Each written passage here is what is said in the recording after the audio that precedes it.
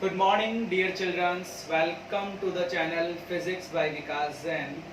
In the previous video, we have discussed about how to apply Kirchhoff current law and Kirchhoff voltage law. Now, today we are going to start with a numerical. So, please draw this diagram in your notebook, and we have to find the value of I1, I2, and I3. So, are you ready for that? Okay. Apply Kirchhoff voltage law in loop E, F, D, C, E. E, F, D, C, E. Directly इस numerical को solve मत करना, इससे पहले इसके previous video जरूर देखना जहां पे आपको Kirchhoff current law and Kirchhoff voltage law का बेसिक्स पता लगेगा। E to F, इधर से गए बेटा बैटरी का positive terminal +14, then opposite to the current -4I2, F to D कुछ भी नहीं है। Now D to C, again opposite to the current -6I1, then battery का positive terminal +10 is equal to 0. Clear? Now +14 +10 +24, उधर जाएंगे तो -24, और यहाँ पे ये as it is. Clear? Now minus common लिया, ये क्या हो गया plus, and here will be plus. Terms को रीअरेंज किया बेटा, 6I1 + 4I2 is equal to 24, 2 से डिवाइड लगा दिया, 3I1 + 2I2 is equal to 12। ये बन गई आपकी इक्वेशन नंबर 1। यहां तक कोई डाउट है? Now apply Kirchhoff voltage law in loop CDBAC। CDBAC, सबसे पहले CD क्या दिखाई दे रहा है? बैटरी का नेगेटिव टर्मिनल देखो -10, देन करंट की डायरेक्शन में +6I1, then again in the direction of electric current +2I3 is equal to 0। -10 उधर जाए क्या हो जाएगा +10, ये एज इट इज, 2 का डिवाइड कीजिए, 3I1 + I3 is equal to 5। यहां तक कोई doubt? Now apply Kirchhoff current law at the point D। Sum of incoming, बेटा इनकमिंग कौन सी? Only I1 is equal to sum of outgoing I2 + I3। तो यहां से I3 की वैल्यू क्या आएगी? I1 minus I2। इस I3 की वैल्यू यहां पुट कीजिए। So what will you get? 3I1 + I1 minus I2 is equal to 5, 4I1 minus I2 is equal to 5। ये बन गई आपकी इक्वेशन नंबर 3। अब इक्वेशन 1 और इक्वेशन 3 को सॉल्व कीजिए, आपको I1 एंड I2 की वैल्यू मिलने वाली है। चलो सॉल्व करते हैं बेटा। Now look at here, 3I1 + 2I2 is equal to 12। इसको 2 से मल्टीप्लाई कीजिए, 8I1 minus 2I2 is equal to 10। दोनों इक्वेशन को ऐड करो, 22 11I1। सो बेटा I1 is equal to 22/11। The answer is 2 ampere. इस I1 की वैल्यू यहाँ पुट कीजिए, तो 3 2 6 plus 2I2 is equal to 12, तो 2I2 is equal to 6, तो I2 कितना आ गया आपका 3 एम्पियर। क्लियर? ऐसे ही आप I1 और I2 की वैल्यू यहाँ पुट कीजिए, आपको I3 मिल जाएगा। बताओ I1 कितना है? 2 - 3 दैट इज -1 एम्पियर।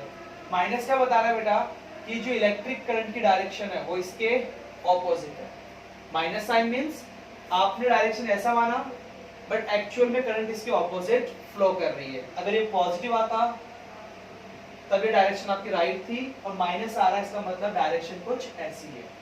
क्या आपको Kirchhoff voltage law, Kirchhoff current law numerical solve करना आया?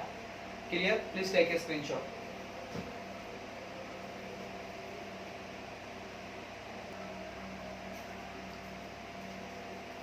Now beta, there is another question on the board. We have to find the values of I1, I2 and I3. So please, सबसे पहले KVL apply कीजिए। Apply KVL in loop A, B, C, F, A। Apply कीजिए fast. A to B, तो सबसे पहले +12, current के opposite -2I1, B से C में कुछ भी नहीं है, C to F -4I3 is equal to 0। Simplify करो बेटा, इन दोनों को उधर शिफ्ट कर दो। 12 is equal to 2i1 plus 4i3, 2 से डिवाइड करो, 6 is equal to i1 plus 2i3, equation number 1। यहाँ तक कोई डाउट है? Now apply KVL in loop F C D E F। तो सबसे पहले बेटा करंट के डायरेक्शन में 4i3, C से D में कुछ भी नहीं है, फिर -6 इज इक्वल टू 0, क्योंकि यहाँ पे रेजिस्टेंस तो है नहीं। Okay, so 4i3 is equal to 6, तो i3 इज इक्वल टू क्या आ गया बेटा? 6/4, so it will be 3/2 ampere. इस i3 वैल्यू यहाँ पुट कीजिए, 6 is equal to i1 plus 2 into 3/2, तो i1 आ गया 6 माइनस 3, कितना आ गया आपका? 3 एम्पियर। i3 क्या होगा बेटा? अप्लाई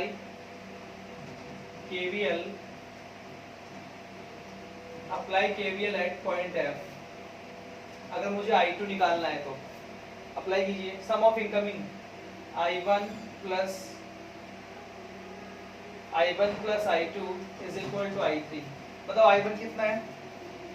i1 है 3 plus i2 we don't know, और i3 बेटा 3/2, so i2 will be 3/2 minus 3, so it will be -3/2 ampere. अच्छा, माइनस साइन का मतलब आपकी करंट कैसे फ्लो कर रही है? ऑपोजिट फ्लो कर रही है। क्या आप सब बच्चों को Kirchhoff voltage law and Kirchhoff current law apply करना आया? क्लियर है? अब हम नेक्स्ट टॉपिक स्टार्ट करते हैं, Wheatstone bridge. Please take a screenshot.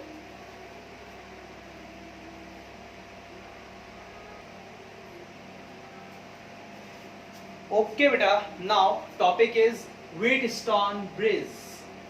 है क्या? समझाता हूं। It is the arrangement of how many resistance? 4। दिख रहा है? R1, R2, R3 and R4।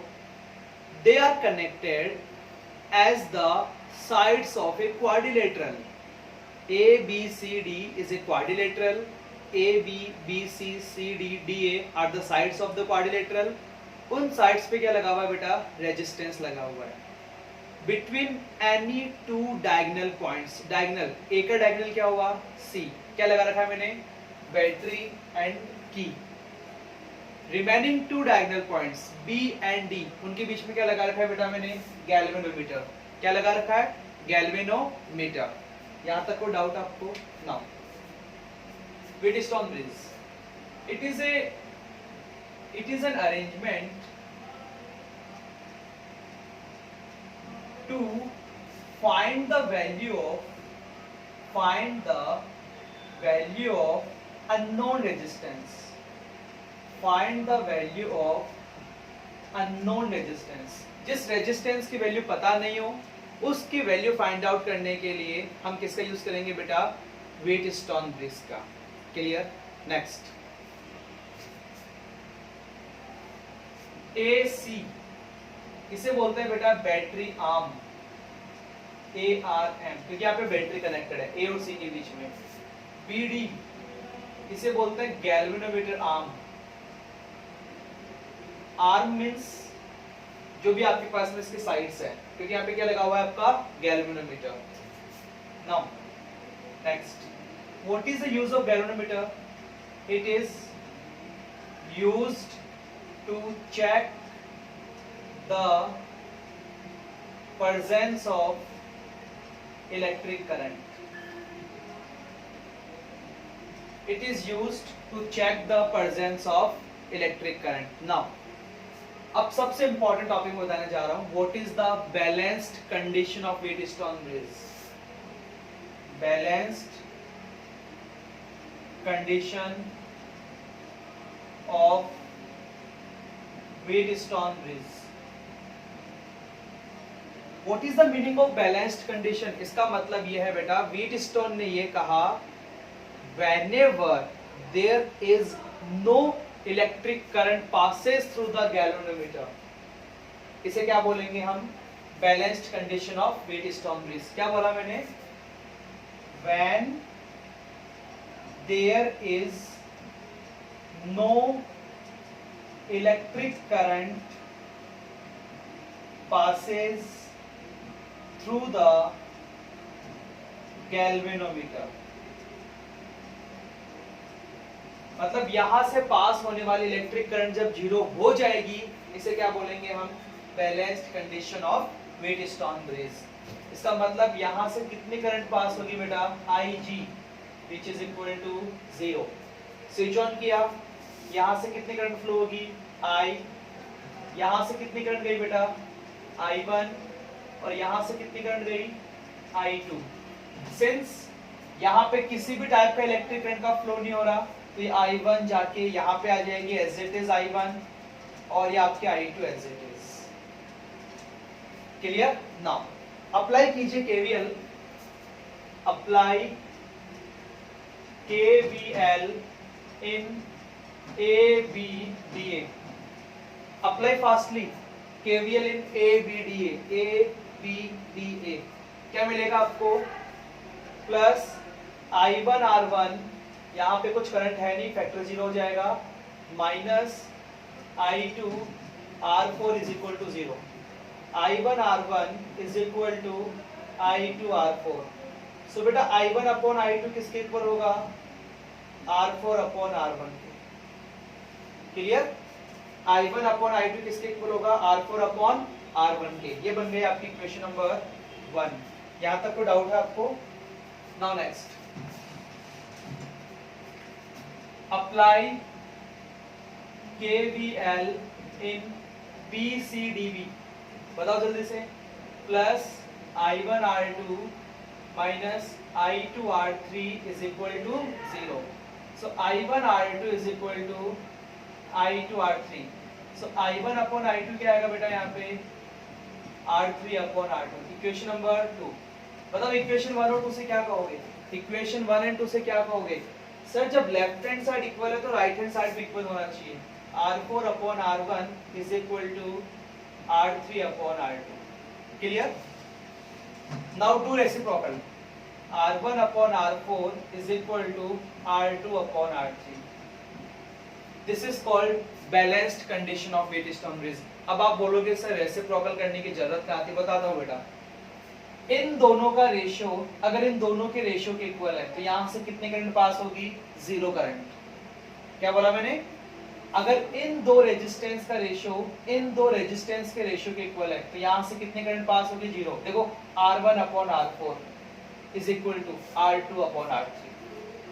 अब इसका ऑपोजिट, अगर यहां से 0 करंट पास हो रही है, अगर यहां से 0 करंट पास हो रही है, इसका मतलब इन दोनों का रेशियो इन दोनों के रेशियो के इक्वल है. व्हीटस्टोन ब्रिज कितने रेजिस्टेंस का अरेंजमेंट है? 4 रेजिस्टेंस का, in the form of sides of a quadrilateral. Purpose क्या है? To find the unknown resistance. Balanced condition क्या है बेटा? When there is no electric current passes through the galvanometer, that is called balance condition. Balance condition का result क्या मिला? इन दोनों के रेजिस्टेंस का रेशियो किसके इक्वल है? इन दो के रेजिस्टेंस के रेशियो के. क्लियर? अब एक न्यूमेरिकल करवाता हूं आपको.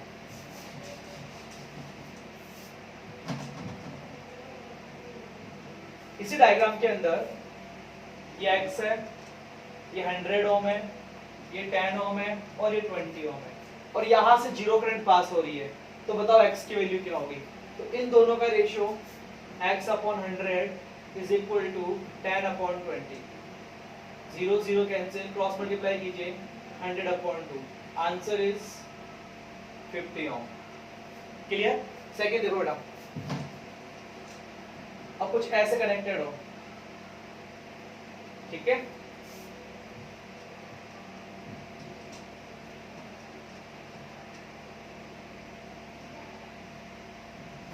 What is the value of x?